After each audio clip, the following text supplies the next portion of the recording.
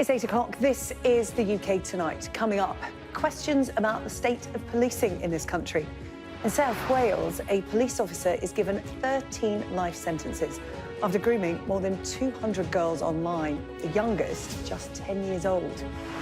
In London, 2 officers are sacked for gross misconduct after lying about their stop and search of athletes Bianca and Ricardo dos Santos.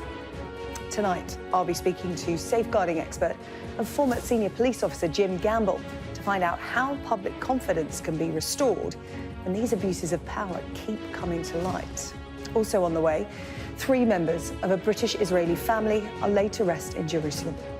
Liane Sharabi and her daughters Noya and Yahel were killed at the Be'eri kibbutz. The girl's father is still missing. We'll hear tonight from Shadow Health Secretary Wes Streeting, who has vowed to help families after Sky News revealed the desperate measures that some are taking to get formula for their babies. Plus...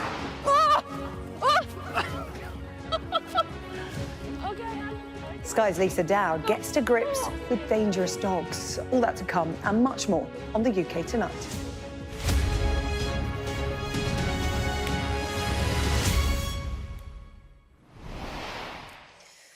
Now, earlier this year, the policing watchdog warned that public trust in the police has fallen to the lowest ever level. And 2 stories in the news today will do nothing to improve matters. The first comes from South Wales, where an officer was given 13 life sentences for grooming more than 200 girls online. Lewis Edwards posed as a 14-year-old boy and persuaded his victims to send him explicit images. The youngest was aged just 10. Sky's Shaman Freeman-Powell has been following this story. Manipulative and exploitative, relying heavily on the embarrassment and fear of his victims. That's how 24-year-old Lewis Edwards was described in court, before being sentenced to life in prison with a minimum term of 12 years. It is clear that he not only gained sexual gratification from his offending, but that he also enjoyed the power and control that he had over these young girls. His reaction to their distress can properly be described as cruel and sadistic. His offending is significantly aggravated by the fact that he was a serving police officer. Edwards posed as a teenager to groom children and used the social media platform Snapchat to threaten more than 200 victims before blackmailing them into sending indecent sexual videos. Are we going to find evidence of you engaging in sexual communication with children? No comment. Inciting children to engage in sexual activity and sending you pictures and videos themselves? No comment. The investigation into Edwards was hampered by his refusal to cooperate, but police would eventually find years of sustained abuse he had stored on an encrypted device. As clever a person he thinks that he may have been in order to cover his tracks, we have the skills, knowledge and expertise to identify people who commit this criminality. And we did. So the message that I would also give to everybody else, if you are engaging in this sort of activity, you are to expect a knock on the door from us, because we will identify you and we will come and find you.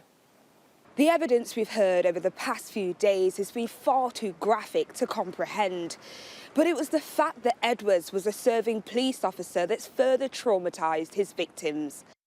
The police will continue with their investigation and they will continue with safeguarding measures. And if any further evidence comes to light or any further victims are identified, then the matter will be referred back into the Crown Prosecution Service. Snapchat says any sexual exploitation of young people is abhorrent and illegal, and our hearts go out to the victims in this case. We work in multiple ways to detect and prevent this type of abuse, including using cutting-edge detection technology, and we work with police to support investigations. As for Edwards, he will now spend much of his adult life behind bars as punishment for his crimes. But though justice has been served, it still leaves hundreds of young girls who will never get the innocence of their childhood back. Shaman Freeman-Powell, Sky News, Cardiff.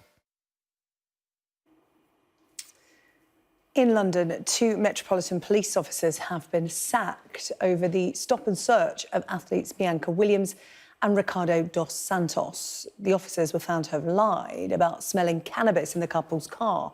That's the reason they gave to justify the search. Well, the athletes were handcuffed while their 3-month-old son sat in his car seat. Speaking after the hearing today, Mr. dos Santos said, if we can't trust the police to be honest and accept when they've done wrong, what hope is there? Sadia Chowdhury has this report. Wait, he didn't do anything! Not racist. That's the conclusion of a panel investigating the 5 police officers involved here. They're detaining a couple to stop and search them for drugs and weapons. The pair are Team GB athlete Bianca Williams and her boyfriend Ricardo dos Santos. It's Bianca filming this. Get out of the car and we don't need to do this. Get out of the car! Get out of the car now! They claimed this stop and search was racially motivated. Investigators disagreed. Evidence from an expert witness said the officers wouldn't have been able to see that the vehicle's occupants were black when they decided to pursue it. I believe these are false allegations and were based on racist stereotypes. Instead, 2 of the officers were dismissed for gross misconduct over honesty and integrity. The panel said they had become trapped in a lie about smelling cannabis on the couple. I still believe it was racially motivated, and I know that the officer saw me because I saw him, and for them to turn around and say that he didn't see me and there's nothing from the stop was racially motivated, it just goes to show that the system is there, but it's not really there to help us. How do you feel about the Met now? I have little trust in moving forward. I have little trust in how they will actually deal with the situation. So it's been 30 years since Stephen Lawrence died. Are you saying that nothing has changed since then? I am saying nothing has changed. Racism is still there, but the accountability isn't there. Tonight, a promise from the Met. We need to reset our approach to stop and search. That involves more training for our officers. It involves working much more closely with the community. It's about being much more precise in where we target our activity. But ultimately, it's the officers, and we're all accountable for our actions and for our comments and our conduct. And on this occasion, those officers let themselves down and they've let the organisation down. The couple now want to focus on their athletic careers, but not just that. They're setting up a charity to help fund legal cases for others who feel they've been wronged by the police. Sadia Chowdhury, Sky News, at the Met Misconduct hearing in London. Well, I'm joined now by former Senior Police Officer Jim Gamble, who is Chief Executive of the INI Safeguarding Group. Jim, good to see you this evening. We've just brought our viewers 2 really upsetting stories about police misconduct. The question of police trust and public confidence in policing isn't going away. It's at its lowest ever point. And with stories like this, people will be thinking, you know, when can we start to change the perception of our police? I mean, look, it's awful and you can't excuse it. What I would say is there does seem to be a commitment from leadership in the Metropolitan Police to address it. I think robust sanctions when officers are found to be in breach are really important. But I think, you know, what I would say to members of the public is this: police officers represent the community from which they come. That's the whole of society. There will be the good, the bad and the ugly. And if you pause for a second and reflect on the really good work being done by the vast majority of officers, then you've got to realise there's no one more upset when these things happen than the good officers who are trying to do a good job in the right way for the communities they come from and serve. Yeah, and it was pointed out in the case of the police officer in South Wales that it was the police of South Wales that investigated one of their own and brought him to justice. So it's self-evident there are good police out there in the main, but there does seem to be something about the job that attracts perhaps a particular kind of person. Talk to me about why these bad people are attracted to the police. Is it the position of power and the ability to abuse it, almost hiding in plain sight, if you like? Well, look, it can be that. I came originally from a police service whereby, you know, we felt under siege. You felt that every time you were engaging with someone that you were potentially at risk. And that breeds a syndrome that's not helpful. It means that you respond in a way sometimes that's overtly aggressive, that you seek, attack as the first form of defense. And I'm not saying that's true across the board, but I know that many police officers feel that they're facing really aggressive scenarios and situations at times. And that does breed a mentality that brings the kind of, you're going to face this and you're going to be tough to the fore.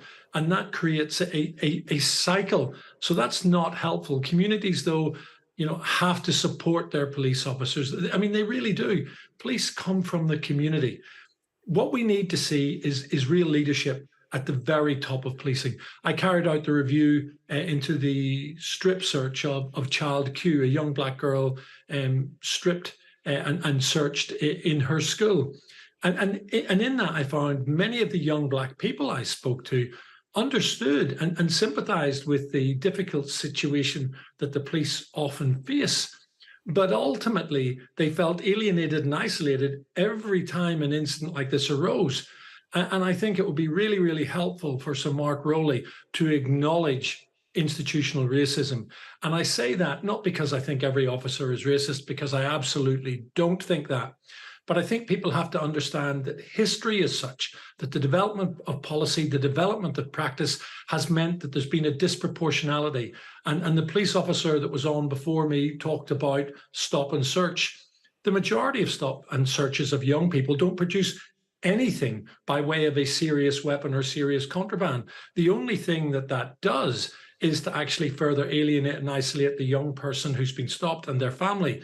So I think it would be good for the police to acknowledge the wider influences that have brought us to where we are, if they're really going to drive change. And I have to say, I have seen in Hackney, where I work frequently, that the borough commander and the team there are working hard with the local community to try and drive that change. But it will not happen overnight. And before we change it, we need to recognize that policing's in the wrong place. And we owe it to every man and woman in the service today who's going out doing a difficult and dangerous job to get rid of the few who really undermine the integrity of the service and let those good officers down. OK, Jim, good to hear from you this evening. Jim Gamble there, thank you. Right, let's turn our attention to the war in the Middle East now. And the funeral has taken place today for a British-Israeli woman and her 2 daughters who were murdered in the Hamas attack. Liane Sharabi was killed in the Be'eri kibbutz. Her daughters, Noya and Yahel, went missing. Both later found dead. The girl's father and his brother are still missing. From Jerusalem, our Middle East correspondent Alistair Bunkle reports. In the cemetery of a small moshav, under the shade of the trees, a British mother and her 2 daughters were buried beneath the soil of Israel, in the land they made their home. Liane, Noya and Yahal Sharabi were killed in Be'eri that Saturday morning when the peace of Shabbat and the gentle sanctuary of the kibbutzim was shattered by the hatred of Hamas. What you saw now is what happened when we fail, when Israel failed even just for a minute to protect their citizens, and this is what happened. Liane's husband and the girl's father, Eli, is thought to be in Gaza, one of the 220 hostages whose fate is unknown and whose absence sits heavy on this country's future. 19 days after the terror attacks, a lot of the world's attention has shifted to the military operation against Hamas and the international diplomacy to try and stop this conflict spreading. But there are still so many families burying their dead, and many who still have no idea what actually happened to some of their loved ones. And we enjoyed hearing. In a recorded message sent from England, a mother and grandmother remembered the lives of her girls. We will miss our girl to the end of our days and keep her in our hearts forever, tucked away with the fondest memory of her 48 years. Good night. Sleep tight, sweetheart. School friends sat by the graves, not wanting to leave, but forced to say a final goodbye in a moment that has forever stolen any naivety of youth. Palestinian or Israeli, this is now a place of constant funerals, the daily burial of innocents who wanted no part in this fight, and with the depressing certainty of more to come. Alistair Bunkle, Sky News in southern Israel. Tonight, Israeli Prime Minister Benjamin Netanyahu gave a televised address saying Israel is preparing for a ground invasion and telling his people they should be carrying weapons. Meanwhile, the United Nations Security Council is meeting once again tonight and is going to vote on rival proposals by the United States and Russia. The United States wants a pause in hostilities to allow aid into Gaza, while Russia is calling for a full ceasefire. Our US correspondent Mark Stone is in Washington following events for us. Mark, talk to us about what's happening. Well, I think the paralysis that so often surrounds the United Nations will crystallise over the next few hours with an extraordinary spectacle of two competing votes. The background is that the United States has tabled a resolution which they frantically wrote over the weekend, finessing, massaging language which they believed would get a majority of votes and get the resolution passed. Now, this resolution did not call for a ceasefire. The United States, Britain and others do not believe that a ceasefire should be called for now because they argue that Israel has the right to defend itself, and to call for a ceasefire now would undermine that right. So what they have argued for is what they are calling a pause in hostilities to allow for humanitarian aid to get into Gaza. It is a subtle difference in language, but they believe it is the right difference not to call for a ceasefire, but to call for a pause instead. Now, that vote was due to happen yesterday. It didn't happen because America didn't believe that they had enough votes to get it passed, because some countries, perhaps a majority around the Security Council, want to see not a pause, but a ceasefire. Enter Russia. Some would say cynically, Russia decided that they would not support, were never going to support America's vote. And so they have tabled their own resolution, which does explicitly call for a full ceasefire, both sides to lay down their arms. So what we will see unfold over the next couple of hours is first a vote where America will table a pause. You can guarantee that Russia will veto that, so it will not pass. Then we will see Russia's vote calling for a ceasefire. It is likely, if not certain, America will veto that. So that won't pass either. And there we have it, stalemate at the world's top diplomatic body. OK, Mark, thank you. Those rival proposals being voted on this evening. We'll keep you up to date with what happens. Thank you. Coming up after the UK tonight here on Sky News, there is a special programme for you on the Israel-Hamas war. It's presented by Mark Austin from Jerusalem. That's coming up at 9.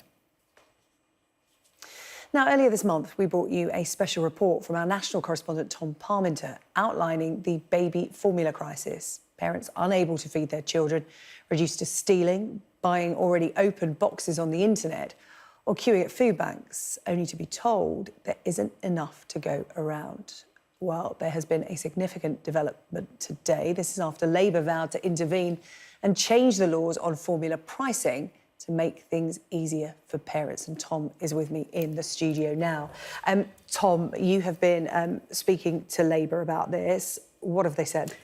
Well, families up and down this country will know that you don't get bog off, buy one, get one free deals on first baby formula, and you don't have the opportunity to use store loyalty points to buy first baby formula. And those rules are in place for a reason. They're there to promote breastfeeding, which is widely accepted as the best choice for babies. But of course, it's not the only choice that parents have, and there are often many good reasons why formula is the only option for some babies. And so protecting that breastfeeding impetus, I suppose, is the point of the rules. But Labour say that those rules need to be relaxed to help families, because the problem of the price of baby formula is what we've been documenting on Sky News all this year, travelling the length of the UK to understand just what families are going through. And that in some cases, families are making impossible decisions about how to feed their babies. And as I say, we've looked at this throughout the course of the year. And this evening in Westminster, I sat down with Wes Streeting, Labour's Shadow Health and Social Care Secretary, who said that those restrictions around the promotion of baby formula would be abolished under a Labour government. The alarm bells started ringing, certainly for me, and I think for lots of people, when we started seeing the security tags on infant formula milk in the supermarkets. The idea that this is a product that mums would be shoplifting because they couldn't afford it for their babies is a heartbreaking thought. And then on top of that, you have the food banks that report they're having to ration baby milk because they're running out. You hear harrowing stories of mums that are watering down infant formula to try and make it last that bit longer, even though it's not particularly safe for baby. And so in that context, the idea that we would stick to what I think are now outdated rules, banning people from being able to use milk tokens, food bank vouchers, coupons, to make baby milk more affordable, I just think it's just completely wrong-headed in this cost of living crisis. The price is the problem, it's not the product. And it is an essential product for so many families. On top of those measures that you would be looking at if elected as a Labour government, would a price cap, many within this sector say that that would be more effective as a measure to alleviate this crisis that so many families are finding themselves in? Removing the restrictions on people using milk tokens or food bank vouchers or coupons is something that could make an immediate practical difference to the poorest families. Whether or not we should look at price capping specifically, it's something we're open to the arguments on. But I think this is something that would make an immediate practical difference today. So, Tom, we're clear about the restrictions. We're now clear on what Labour would do about them, but we're nowhere near a general election yet, and families are trying to feed their babies now. When you were sitting here with me in the studio 2 weeks ago, we were talking about the baby bank in Swindon that was rationing formula. There's not enough to go around, and you had an overwhelming response to that report. Yeah, there's been an enormous response, both in terms of grassroots fundraising, there's been political discussion and general awareness that this is a big problem in the UK, affecting many, many families that have stayed hidden for quite some time. Not everyone agrees, we have to say, with what Wes Streeting is proposing within all this. And there are different ideas as to what you could do to alleviate the situations. Healthy Start vouchers do not meet the cost of a tin of formula. That's one thing that many other infant feeding specialists would like to see increased. But what I think we do have, and while it's quite easy for Labour to make these pledges at this point, not being in power, what we do have is momentum. And this isn't going to be allowed to just exist and stay hurting families and putting babies' health and development at risk. OK, Tom, thank you. We'll continue to follow this story closely. Tom, thank you. Still to come here on the UK Tonight, a fresh inquest finds a teenager stabbed to death by his friend was unlawfully killed. We'll have more on that. Plus, a blast-off for the UK Space Agency, why 4 astronauts could soon be heading to space on an historic all-British mission. And why trees at a Northern Ireland beauty spot made famous by Game of Thrones may be getting the chop.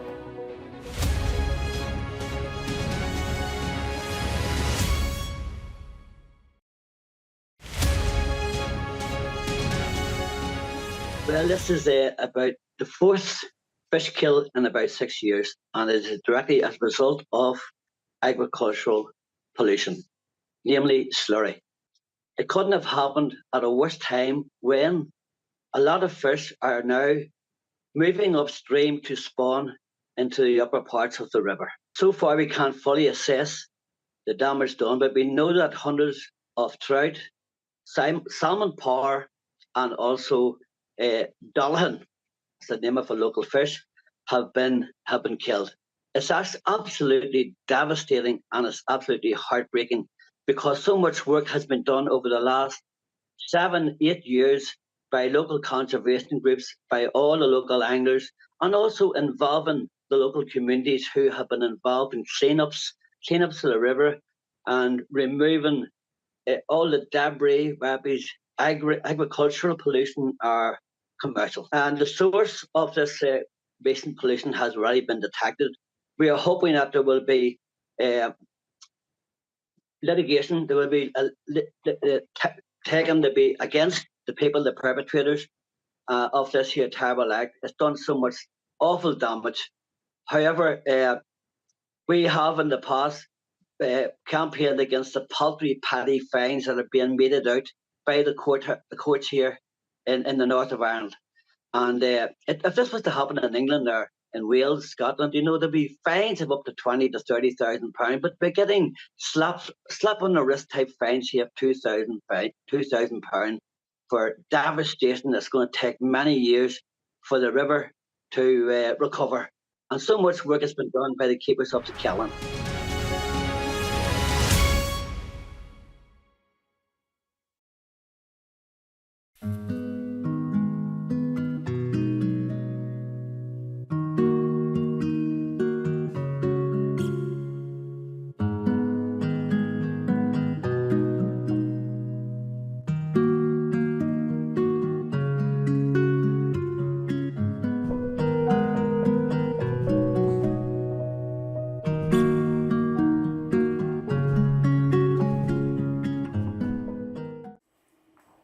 Welcome back. You're watching the UK Tonight. Here's what's coming up.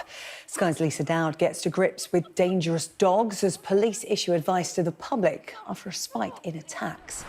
And as part of Black History Month, I sit down with the makers of a new documentary setting out the history of Afro hair in cinema. Right, let's take a look at some of the other stories making news in the UK tonight. A second inquest has found that a 17-year-old boy stabbed to death by his friend in Cheshire was unlawfully killed. Yusuf Maki died in March 2019. His friend, Joshua Molnar, was cleared of murder and manslaughter, saying he had acted in self-defence. However, today, a second inquest rejected that claim, with the coroner calling Molnar's use of a knife disproportionate and unreasonable.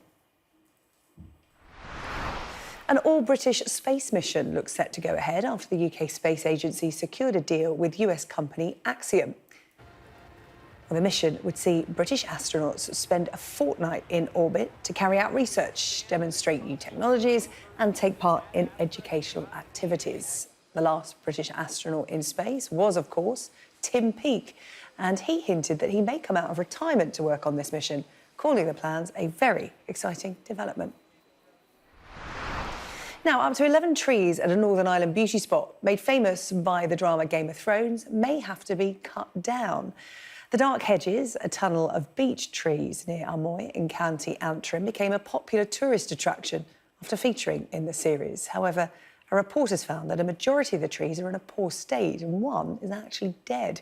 Campaigners say there is now a health and safety risk to visitors. Now, police are issuing advice to the public on what to do when confronted by an aggressive dog. This is amid a massive increase in bites and attacks. Well, the government is currently trying to ban the XL bully breed because of their involvement in fatal attacks. But as police and trainers say, any dog can be aggressive. Sky's Lisa Dowd has spent the day at a dog training centre where she got up close and personal with one of its students. It is difficult to know what to do for the best when faced with this. Hans is a highly trained police dog, but even with a suit weighing 6 stone for protection, you can feel his attack. The force is incredible. You can't feel his teeth clamped around you, but it's a real bruising feeling. It's really frightening, actually. But your heart's racing, and you can imagine that your first thing is wanting to run. But according to the police, that's one of the worst things you can do. Try and be as still as possible. If the dog is then biting you, try and keep them as still as you can. Try not to fight with the dog. And then if somebody comes and tries to take hold of their collar, just try and prevent as much injury as we can. West Midlands police say they're facing a steep rise in dog attacks, including ones by types of XL bullies, the breed the government says they're close to banning because they've been involved in half of the fatal dog attacks in the UK in recent years. But action against one breed wouldn't have stopped this. Mohammed Sami Raza was simply playing outside his house in Walsall when he was mauled by a Staffordshire Bull Terrier. He's lucky to have survived. I see the dog, then I thought it would go away, but then it started biting me, then I shouting help, help. It was basically biting me, not letting go, West Midlands police say that in the last 6 months, their force alone has been called out to 800 dangerous dog incidents. That's all right, Charlie. Good lad. That's all right, Charlie. Probably over the last 12 to 18 months, we have seen a massive increase to the point that some days you can come to work and literally that's all you can deal with for the whole sort of duty, is dangerous dog incidents. Experts say any dog is capable of an attack, and while many XL bully owners are furious that they're being singled out, the government believes the rising number of attacks demands action. Lisa Dowd, Sky News, the West Midlands. Still to come on the UK tonight, I'm going to speak to the father of a man who survived Hamas's music festival attack in Gaza.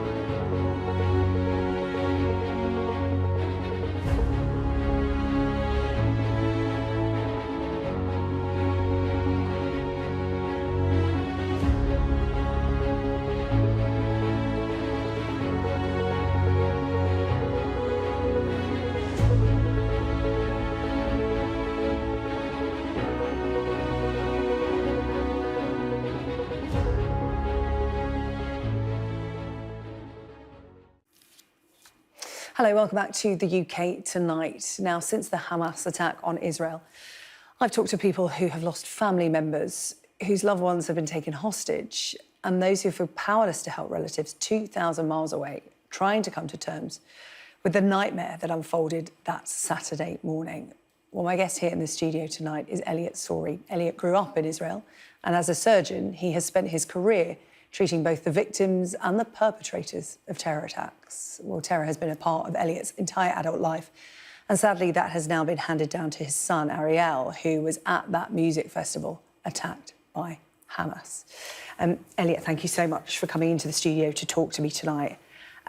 First of all, how are you? You're far removed from what's going on, but as I speak to so many Jews living in the UK, it feels so close. Well, it does feel very close. It's with us all the time. We're trying to come to terms with the the biggest massacre that's ever happened to our people since the Holocaust. Shocking.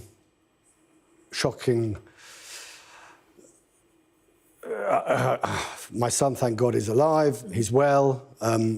He's lost friends. I've lost friends. I have a friend who's would appear as a hostage. We've seen things in this attack which we've never seen before. The level of cruelty, mutilation, torture, beheadings.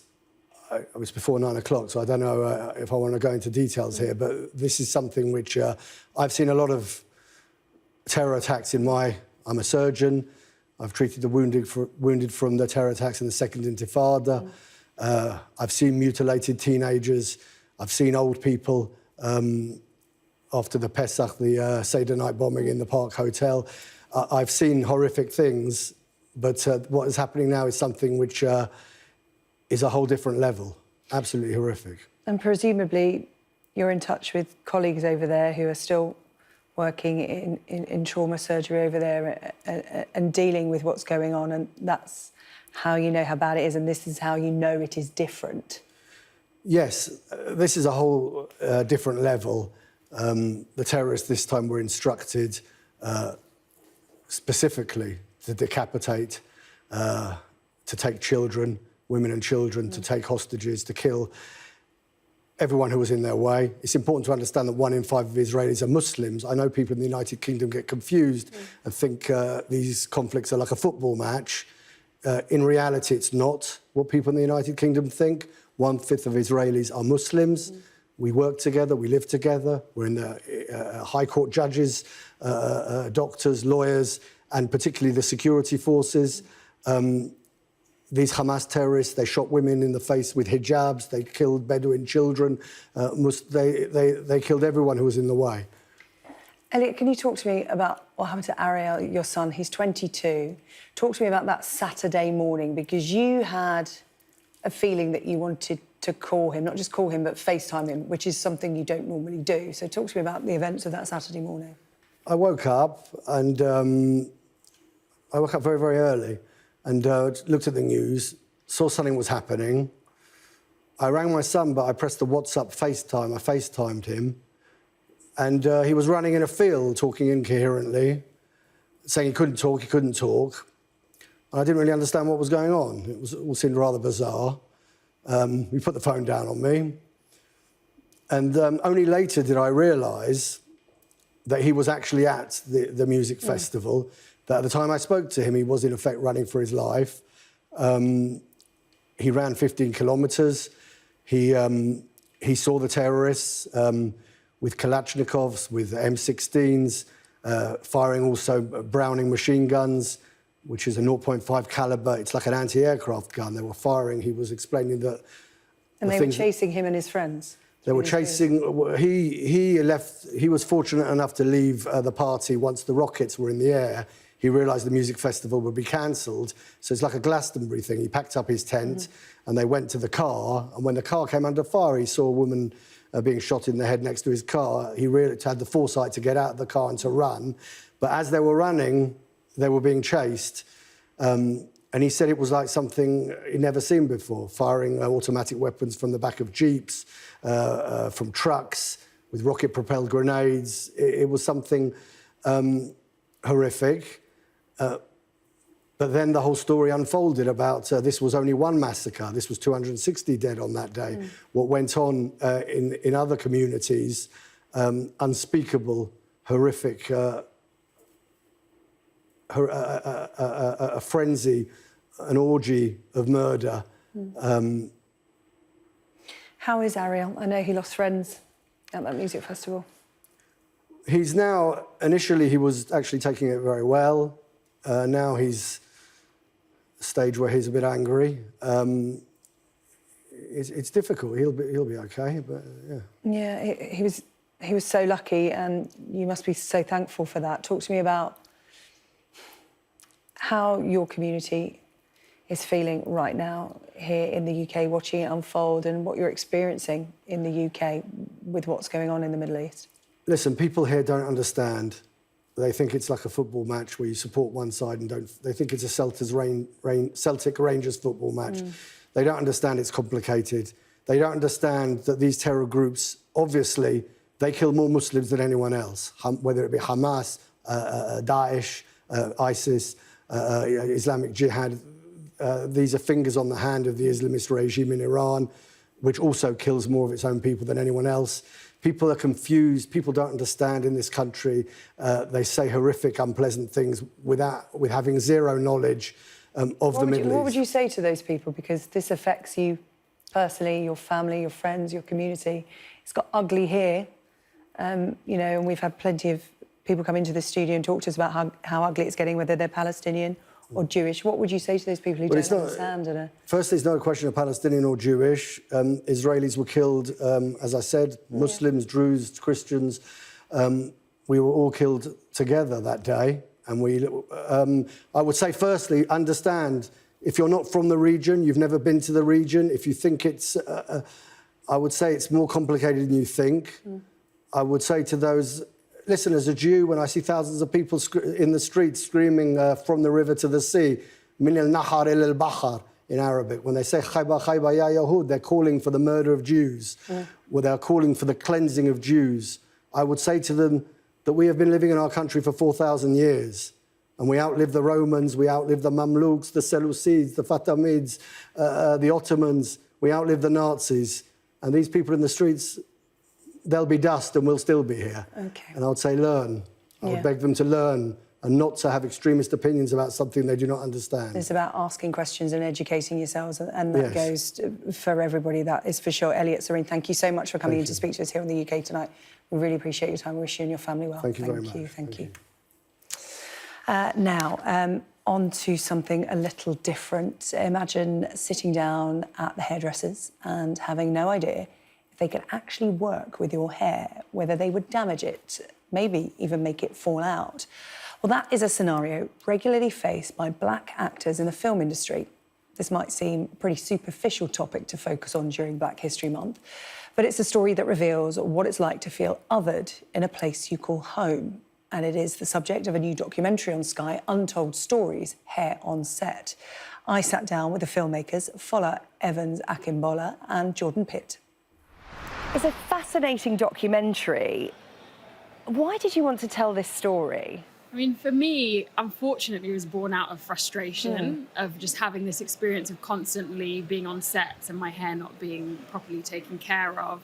And I knew that it was an experience that so many other actors with textured hair were going through.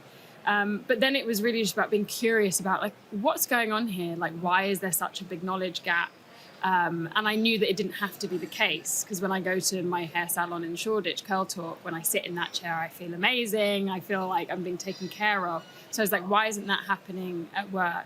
And we really just wanted to explore, like, why is that happening and what can we do to change that? Jordan, as a filmmaker, what interested you in this? Presumably it's because you saw this kind of thing happening to black men and women on set. Yeah, I guess it was our initial conversation. That first conversation was a conversation of self-discovery, issues that I didn't necessarily give to, second thoughts about. Starting my career as an actor and in front of screen, and the non-expectation of even having my hair done on set, and actually realising that in itself is problematic. So you were getting yourself ready before you got on set. You weren't even going into a hair and makeup trailer. Exactly. You start by saying something that everyone who hears about this documentary will probably think in the first instance, oh, it's only hair. Because people think of hair as something superficial, and it might be something a bit superficial to focus on. But it really isn't, and that's the story that you tell in this documentary. Hair represents, for everyone, so much more, but particularly for black men and women. Yeah, that was, I think, one of the things that I most enjoyed about the journey, is realising that anything is worth examining. And so we interview my mum in the documentary, Gillian Evans, Dr. Gillian Evans. She's a social anthropologist, and she, growing up in a house with an anthropologist, has always made me realise that every situation is worth examining. You do talk about the translation of this issue into other areas of life, well, into life, because, you know, there will be people who will wear their hair a certain way in the workplace because if they wear their natural hair, they're seen as unprofessional.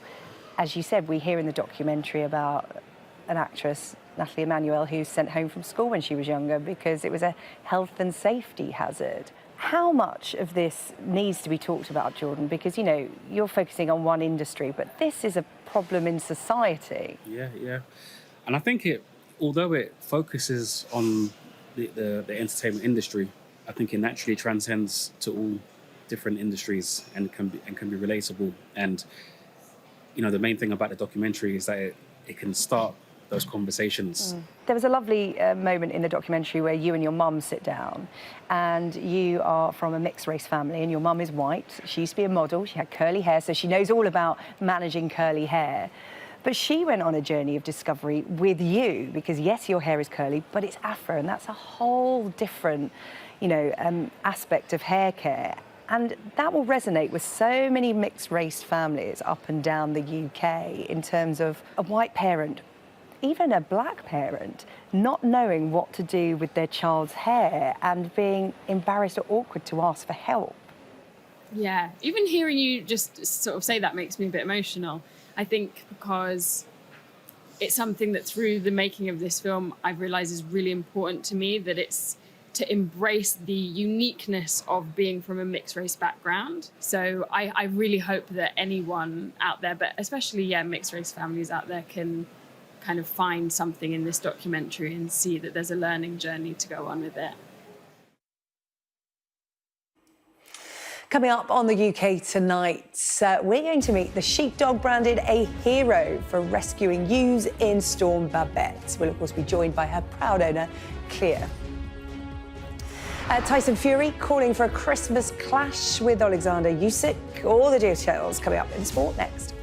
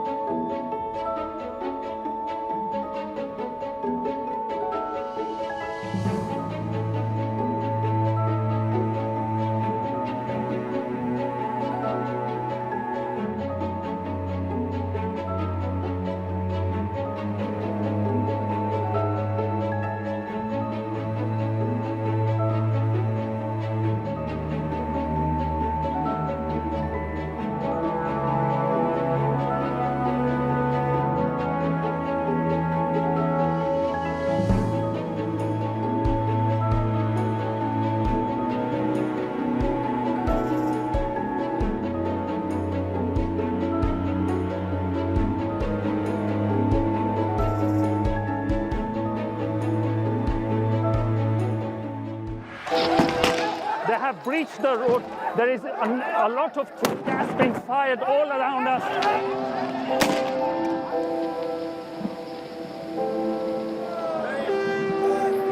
It is an absolute carnival kind of atmosphere out here for Prime Minister Modi's decisive victory. These students are defying the prohibitory orders, and now they're going to be arrested. We aim to be the best and most trusted place for news. The roads have been inundated. The only way out is to get people by boat. This on any given day would have been bustling with people, but today it's absolutely deserted. I'm Neville Lazarus, and I'm Sky's reporter based in Delhi.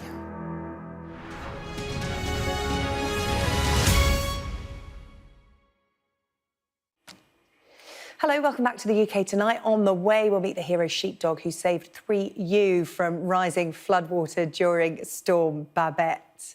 She's got plenty to smile about. But first, Teddy Draper's here with the sports. Sorry, Teddy, you're going to have to follow that. That's possibly the cutest dog we've seen in a long time. Let's talk boxing, shall we? Big news from the world of boxing involving Tyson Fury. Yeah, we haven't had it. Going to be big. Well, yeah, he's 6'9" and 19 stone. It's always going to be big with Tyson Fury. But we've waited 20+ years for an undisputed heavyweight champion. The last was another Brit, Lennox Lewis. Now Tyson Fury is going to fight Alexander Usyk. We knew that was going to happen. They said it had been signed, but it might happen before Christmas. He's now saying December the 23rd, despite fighting Francis Ngannou, the former MMA UFC champion, this weekend in Saudi. Thinks he'll be back there in Saudi for December the 23rd and have a big turkey for Christmas with his double payday, he says. So that's the big boxing news on a busy night of football. This Sky News Sports Bulletin is brought to you by Vitality. Getting more people more active. Live life with Vitality. Just sum up what it means to you to be part of a team that is the first Arab team to go to a Women's World Cup. You know, sometimes I still need to pinch myself of the journey that I've been on. The last year has been incredible, obviously international-wise. As you said, we're the first Arab team to qualify for the Women's World Cup. It's been an incredible time for the country, for Arab women in sport, and, you know, I think it's massive, and sometimes I really need to take a step back and actually look at what we've achieved because, you know, sometimes I can't put it into words. So it's been a real journey and one that I'm going to be proud of for the rest of my life. I wanted to play on the international stage, and for everyone that knows me, they know how much of a special place Morocco is for me. And, you know, it was just a choice that I thought I haven't got long left in my football career. The pride that my Moroccan family have, even my mum's family who are Scottish, the pride that they have for me playing for Morocco, I can't replicate that for anything else. And yeah, anyone that knows me knows how special it is for me to put on a Moroccan shirt. I think I've always had a close connection with my dad's side of the family. I've been going to Morocco as long as I can remember. But it feels extra special when you're putting on that country's shirt. You know, you learn so much about the culture being in and around the other girls who are living in Morocco. You learn about the heritage even more, the religion. There's so many aspects about Morocco that, you know, I thought maybe I knew before I played for Morocco, but I'm just learning more and more. Every time I go on a camp, it's amazing for me, and, you know, it's something that I'm so glad that I did, just because the impact that we're having for women in Morocco is incredible. When you're mixed race, I'm guessing you get this, I get this a lot. People don't know where I'm from, they try and guess. Yeah. I'm guessing you get that as well. All the time, yeah, all the time. What difference does it make when you are putting on a football jersey, a shirt, and like you're wearing your identity on you physically? Yeah, it's just immense pride. You know, I've always had a close connection with Morocco, but for strangers, they don't know I'm Moroccan. You know, they're always guessing other nationalities, other countries. So when I'm actually putting on that Morocco kit, I'm wearing it with such immense pride, you know. This Sky News Sports Bulletin is brought to you by Vitality. Right, let's take a quick look at the weather now.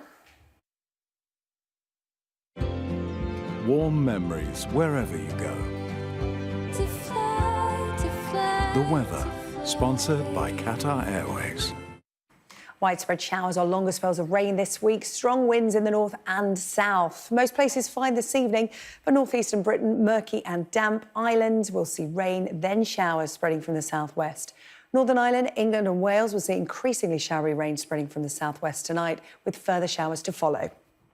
The weather, sponsored by Qatar Airways. Now we like to end the show with something a little lighter from around the UK. How about this? A sheepdog from Wales has become a hero after rescuing stray members of her flock during Storm Babette. Take a look at this.